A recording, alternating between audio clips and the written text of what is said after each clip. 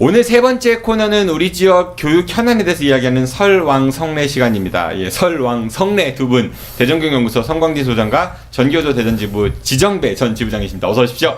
네, 안녕하세요. 예, 이 우리가 시즌 7 하면서 두 분이 번갈아 빠지셨어요, 그렇죠? 그러다 오늘 이제 완전체가 되셨습니다. 그러네요. 원래 제목은 지금 처음으로 이제 맞춰진 거. 네, 그래요? 오늘 처음으로 완전체가 되셨어요. 그렇게 됐네요. 네. 방송을 자주 해야 되는데 어쩌다 한번 하니까는 우리 지정배 선생님은 오늘 한복을 입으셨습니다. 네, 뭐 자주 있습니다. 원래. 예. 근데 오늘만 본 거죠? 아, 네. 우리나라에서는 한복 입으면 괜히 무슨 뭐 투쟁가 뭐 이런 이미지가 많은 것 같아요. 옛날에 학교에서요. 음. 저 처음에 젊었을 때부터 입었는데 그 모 교장 선생님이 한복 입고 다니니까는 그게 뭐냐고 했다가 저한테 대목군. 또 혼난 적이 있습니다. 성광진 소장님은 한복 안 입으세요? 태가 안 좋아서 우리 지영배 선생님처럼 태만 잘 어울리면 또 왜 저도 입을까 그러십니까? 하는데 그리고 또 원래 우리 지영배 선생님은 또 금산 시골에서 농사도 가끔 지시니까 잘 어울려 이게. 알겠습니다. 그 이제 두 분이 그 전교조 대전지부 이제 지부장 출신들이시잖아요. 네. 예, 이번에 김중태 지부장이 얼마 전에 당선이 되셨고, 네. 제가 궁금한 게 선배시니까 그분 언제 삭발해요? 언제 삭발해요? 오늘 예. 청와대 갔는데 예. 다들 말려가지고 못하고 그냥 내려온 것 같아요. 아니, 삭발 시키셔야죠. 전통에 따라서. 머리 모양이 좀 신통하고. 알겠습니다. 기대하겠습니다. 오늘은 학교 자치에 대해서 이야기를 좀 해주신다고 했어요. 학교 자치. 이게 일단은 어떤 거죠? 말 그대로 학교의 민주화라고 말할 수 있겠습니다. 그러니까 지금 학교에 공사나요? 학교에는 다양한 구성원들이 있잖아요. 학생, 학부모, 교사, 교직원 뭐 이렇게 구성되어 있습니다. 근데 이 구성원들의 의견을 잘 반영해서 학교 운영이 민주로 운영될 수 있도록 하는 구조, 이것이 곧 학교 자치다 이렇게 말할 수 있겠습니다. 현재는 보통 교장 선생님 중심으로 해가지고 많이 운영이 되고 있는데 네. 이거를 이제 뭐 학교도 그 운영위원회인가요? 있지 네. 않나요? 있습니다만, 네, 그게 사실은 이제 과거에 학교장 중심으로 이루어지면서 워낙 권위적인 어떤 그러한 체제다 이렇게 해서 이걸 보완하게 필요가 있다 생각해서 이제 학교 운영위원회를 도입했는데 실질적으로 원래 도입한 취지에 잘 맞게 운영되기보다는 학교장의 하나의 어떤 그 보좌 기구 뭐 이런 정도로 이제 전락했다 이런 얘기들이 많습니다. 학부모들도 좀 이렇게 잘 나가시는 분들, 소위 이른바 이런 분들이 주로 맡으시는 것 같고, 아니면 정치권에서 좀 이렇게 하는 것 같기도 하고. 옛날에 교육감 선거 그 간선으로 할 때 운영위원들이 뽑을 때는 정말로 그것 때문에 팍 터졌었죠. 서로 운영이 하려고. 사실 학교 운영을 뭔가 좀 잘하려고 하는 게 아니라 거기 선거권 한 표 가지려고 들어오는 그런 시절도 있었죠. 예. 근데 인천시에서 뭐 최근에 그 학교 자치 조례 제정 추진을 가지고 좀 여러 말들이 많다 이런 얘기가 들리는 것 같아요. 그렇습니다. 사실은 이게 올 2월 1일 날 그 전북이 학교 자치 조례를 갖다 공포했습니다. 그래서 전국 최초로 학교 자치 조례가 만들어지고 현재 지금 그걸 추진하고 있습니다. 학교 민주적인 어떤 운영을 갖다가 한번 시험에 올라갔는데요. 소장님 카메라를 쳐다보시면 훨씬 더 멋진 얼굴이 그래요. 나옵니다. 근데 이제 네. 거기에 따라서 인천도 한번 추진하겠다라고 하는 그러한 의사를 밝히고 현재 추진 중에 있는데 문제는 이제 이게 상당히 많은 그 반대에 이제 부닥치고 있다 이렇게 볼 수 있는 거죠. 사실 전북도 2016년도에죠. 16년도에 이미 학교자 조례가 만들어져서 공포가 됐었던 적이 있습니다만은 그 뒤에 이것이 이제 교육부에 의해서 결국 이제 대법원에 이 문제가 있다. 그래서 이게 이 조례의 위법성을 가지고 이제 심의를 요구했고 대법원 이것을 가지고 현재 거의 무효화 처리해버린 그러한 상황이 있었습니다. 물론 그 이전에 2013년도에도 원래는 이게 광주에서 먼저 만들어지긴 했어요. 그러나 이제 그것이 이제 박근혜 정부 체제 하에서 실제로 이제 교육부가 받아들일 수 없다 해서 이것을 대법원에 넘겼고 대법원에서는 이제 교육부의 의사를 갖다가 인용해서 이걸 무효 판결을 내렸던 것이죠. 근데 이제 새로운 정부에 들어서서 전북교육청이 선제적으로 나서갖고 학교자치 조례를 통과시키면서 이게 교육감 발의로 했습니다. 그래서 진행되고 있으니까 여기에 따라서 몇몇이죠 교육청에서도 한번 추진해보자 이런 분위기가 돌았고 거기에 이제 인천이 하고 있는데 상당히 반발을 있는 모양입니다. 교총 같은 경우는 실질적으로 법을 만들어서 이렇게 자치를 할 게 아니라 학교별로 실정에 맞게 자율적으로 운영하는 게 그게 더 민주화와 그 자율성 보장 취지에 부합한다 뭐 이러면서 조례 제정에 반대를 하고 있다고 해요. 예. 우리 교총으로서는 그럴 수밖에 없는 것이 뭐냐면 교총의 중심축이 학교장들이 중심축으로 이루어지고 있습니다. 흔히 말해서 활동에서 가장 중심축은 학교장들이다 이렇게 말할 수 있겠고 그분들의 입장에서는 이것이 실제로 자신들의 권한과 권위에 도전할 수 있는 또 실제로 학교를 그야말로 다양한 그 구성원들에 의해서 권력이 분산되는 것 때문에 나타날 우려가 있습니다. 그런 것들 때문에 반대하고 있을 겁니다.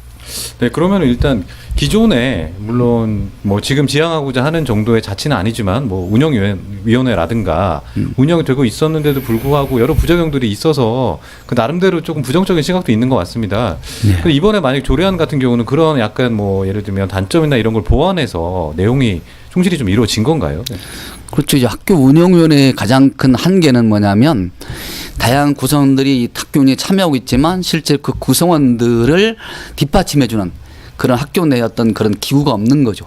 흔히 말해서 내가 학부모회의 일원으로서 학교 운영에 참여했으면 학부모의 의사를 갖다가 모아서 그들의 의견을 갖다가 같이 이 학교 운영에 내놓고 뭐 심의를 할 수 있는 그러한 뒷받침이 돼 있지 않은 거고요.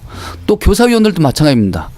교직원들 또는 교사들의 의견을 충분히 수렴할 수 있는 구조가 전혀 학교 내에 없기 때문에 그냥 자신의 개인의 의견만 갖고 나올 수밖에 없는 것이고 더욱이나 뭐 지역위원은 마찬가지 아니겠습니까? 선출 과정 같은 경우도 좀 투명하고 공정하게 이루어질 수 있는 장치가 마련됐나요? 법에서는 그렇게 조례안에서는 그렇게 만들어진 거죠. 네. 네. 지정배 선생님 인상만 쓰지 마시고 한번 말씀해보세요. 네. 이게 이제 민주적인 운영 뭐 이런 얘기들을 했는데 아까 이제 구성원들 간에 구체적으로 그럼 어떻게 운영이 된다는 얘기인 거예요? 그러니까 일종의 이제 가장 여기서의 핵심은 사실은 학생회를 공식적으로 뭐 법제화하고 그리고 학부모회 마찬가지고 지금 다 있지 교무회의 않나요? 학생회나 학부모는 다 있지 않나요? 있는데 사실은 어떤 법적인 어떤 구속력이 있거나 그들에게 어떤 권한을 부여하거나 이러지는 않고 모든 게 학생회 같은 경우에 대부분이 그 학교 담당 선생님에 의해서 학생회가 이루어지고 있고 학생들이 쉽게 자치권이라는 거 학생들이 생각하고 그다음에 그것을 행동에 옮기고 책임질 수 있는 그런 어떤 구조나 이런 것들이 지금 마련되어 있지 않은 거거든요. 근데 실질적으로 이 학교자치조례나 이게 만들어지면은 그런 그 생각한 걸 행동하고 책임까지도 질 수 있는 그런 구조 시스템을 만들 수 있는 그런 제도다라고 보는 거고. 옛날에 그러니까 학생회에서 뭔가를 해도 선생님이 안 돼 그러면 이제 할 수 없는 그렇죠. 거였는데 예, 지금은 그렇죠. 이제 건의 수준이 아니라 의사결정이 있어가지고 어느 정도 반영될 수 있는 그런 그렇죠. 법적 근거를 만들어준 게 조례라는 거죠. 그런 거죠. 근거를 마련해줘가지고 학교 운영위원회에다가 어떤 의견을 갖다 제시하거나 또는 참여해서 자신들의 의견을 발휘할 수 있는 그러한 권리를 이제 부여하는 것이 바로 이 조례안에 있고요. 또 사실은 우리 학부모회가 임의극유입니다. 그야말로 어떤 법적인 아무런 그 뒷받침이 되지 않는 임의극이기 때문에 있어도 그만 없어도 그만. 네. 따라서 이것은 아예 규정조차도 없어요. 학생회는 학교에 어떤 규정이라고 좀 있긴 있는데 학부모회 자체는 아주 규정조차 없는 것이 대부분입니다. 모든 학교가. 오히려 학부모회는 학교 일에 좀 관여를 덜해야 뭐 이 소위 말하는 부정, 뭐 비리 뭐 이런 게 좀 덜하지 않냐 뭐 이런. 그러니까 과거에 사실요 대전에서도요 한 2010년 일부러 스승이나 초반. 쉬는 학교들도 있잖아요. 근데 아니 이제 그때 과거에는 학부모회가 임의기구임에도 불구하고 활성화가 된 적이 있었어요. 근데 그 활성화가 조금 안 좋은 방향이었었죠. 학부모들을 이용을 해서 뭐 자율학습비를 걷는다든가, 뭐 이런 일들이 또 뭐 선생님들 회식비를 뭐 학부모들 임원들이 뭐 아름다워. 낸다든가, 뭐 이런 일들이 불거지면서 한때는 교육청에서 아예 학부모회 자체를 사실상으로 구성하지 못하게 그런 적도 있었어요. 실질적으로 그런 적이 있었는데 지금은 이제 특히 그 김영란법이 만들어지면서 과거와 같은 그런 어떤 부조리나 이런 것들은 사실 많이 거의 뭐 이제 근절이 되다시피 하고 하다 보니까 물론 뜻은 좋고 자치라는 것 그 의미도 굉장히 깊긴 하겠지만 결국에는 이게 자치긴 하지만 우리 민주주의로 따지면 대의민주주의가 되는 거고 결국에는 목소리가 크신 몇몇 분들로 구성된 위원회 내지는 단체로 인해서 오히려 전체 의견이 제대로 반영되지 않을 수도 있을 것 같고 그래서 우리나라 같은 경우도 이제 예를 들면 특별한 요건을 갖추면 국민투표에 붙일 수 있는 여러 가지 절차들이 마련돼 있고 이런데 이것도 혹시 뭐 그런 약간 보완할 수 있는 대책들도 좀 논의가 좀 되고 있나요? 사실 이게 그 견제와 균형이 좀 필요한 것인데요.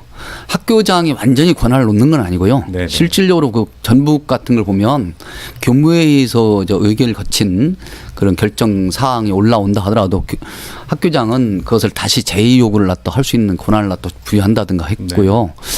사실상 이 학교장으로서도 혼자 독단적으로 결정할 때보다 다양한 사람들의 의견을 통해서 결정하는 것이 훨씬 더 나을 수가 있고요. 본인도 그런 책임으로서부터 나름대로 좀 자유로울 수 있는 게 있습니다. 보여줄 수가 있다. 말씀은 좋은데요. 근데 이럴 수도 있을 것 같아요. 선생님들 입장에서는 요즘에 뭐 그런 경우들 종종 듣는 것 같습니다.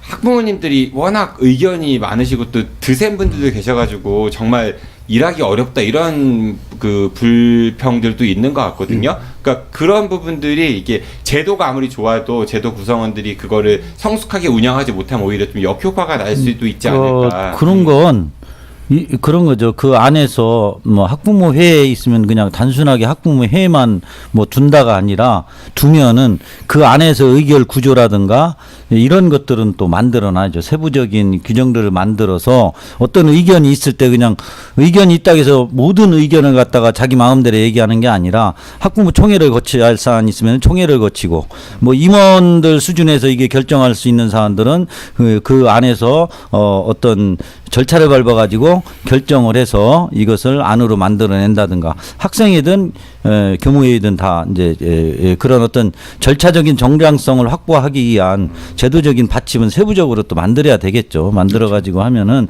그런 우려들은 거의 뭐 우리가 모든 이 인간 사회에서 100%는 없는 거지만은 그래도 많이 그런 우려들은 없어지지 않을까라는 생각이 듭니다. 근데 아이 문제만큼은 상당히 좀 뭐랄까 이기적인 요소들이 분명히 있잖아요. 그리고 선생님은 굉장히 객관적이고 공정하게 했다고 하더라도 부모님 입장에서는 왠지 우리 아이가 피해보는 것 같고 선생님 뭔가 잘못하는 것 같고 의견 개진 뭐 요즘에는 그런 것 때문에도 현장에서는 많이 스트레스 받는 선생님도 많이 계신 것 같아요. 그러니까 우리가 이제 전교조에서 여러 가지 활동들을 하시지만은 흔히 말하는 교권 이 부분에 대해서 그러니까 물론 교권이 존중받아야 되지만은 때에 따라서는 좀 현장에서는 그게 좀 덜 부각되는 게 아닌가 교권의 중요성이 뭐 이런 지적들도 있는 것 같습니다. 제가 이제 그 소년보호 사건들을 하면서 아이들을 이제 보면은 가장 아쉬운 것 중에 하나가 물론 이제 공부도 중요하고 그렇긴 하지만 말씀하신 것처럼 경험을 선택할 수 있는 여지들이 별로 없이 그게 자신들의 삶을 무료하게 하고 또 더군다나 가정 환경도 좀 힘들고 이러면 그러다가 결국에는 좀 뭐 비행을 저지르고 이런 경우들이 워낙 많아서 말씀하신 부분에 일부 공감은 좀 되는데 이게 현실적으로 진짜 잘 이루어질지는 그쪽으로 갈 수밖에 없습니다. 네. 지금 저는 이제 그런 생각을 하는데요. 학교가 이제 교과학습이 이제 사실은 교과 지식 중심으로 하는 학교는 이제 아니다 싶습니다. 뭐 인공지능 시대라는 것을 앞으로는 이게 교과 지식 갖고는 아니고 창의력과 도덕성이 가장 중시되는 그런 시대에 가고 있는데 그러기 위해서는 뭐냐면 우리가 그 창의력 체험 활동이 참 잘 돼 있습니다. 시스템은. 근데 그것을 뒷받침해 줄 수 있는 보완적인 장치가 거의 없어요. 위켄 센터. 네. 그래서 아이들이 학교에서 정말 교과 학습 이외에 다른 것으로 마음을 갖다 좀 이렇게 주어서 창의적이고 도덕성 뭐 이런 걸 길러낼 수 있는 구조가 부족하기 때문에 사실 여러 가지 문제가 발생하는 것입니다.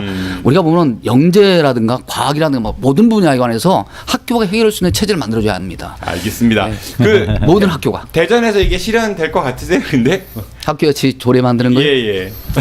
그 하려면 어떻게 해야 돼요? 사실은 조례를 만드는 것은 지금 대전시 의회가 실질적으로 이제 현재 민주당 중심으로 되어 있기 때문에 정규조 법에는 뭐 노조 철회도 안 해주잖아요. 아니, 시의원들의 의지만 있으면은 그렇죠. 만들 수는 있습니다. 예, 만들 수 있습니다. 다만 있어 보여요? 지난번 학생인권조례 만들 때도 마찬가지 구조에서 어려운 부분이 있었는데 문제는 이제 이걸 반대하는 세력들이 아주 그 뭐라고 해야 될까요? 교묘하면서도 사실을 왜곡하면서 호도하고 이것도 동성애 조장한대요. 네, 이제 학교 자치도 동성애를 조장한대요. 이제 그런 에이즈가 얘기까지 나옵니다. 학교에서 애들 그냥 무조건 어떤 식으로 호도하냐면은 내버려두고 학생들이 이제 위에서는 그런 학교 만드는 것 아니냐는 식으로 이제 이런 식으로 이제 호도를 하면서 일부에 또 아주 불순한 세력들이 또 반대를 할 거고 분명히. 그리고 무엇보다도 더 큰 중요한 것은 사실은 이게 조례가 만들어져도 집행기관의 의지가 있어서 이게 제대로 집행이 돼야 되는데 아마도 그걸 현재에서는 그러니까 제 기대하기가 질문은 참 이게 하려면 어렵다. 어떻게 해야 되냐고요. 열심히들 하십시오.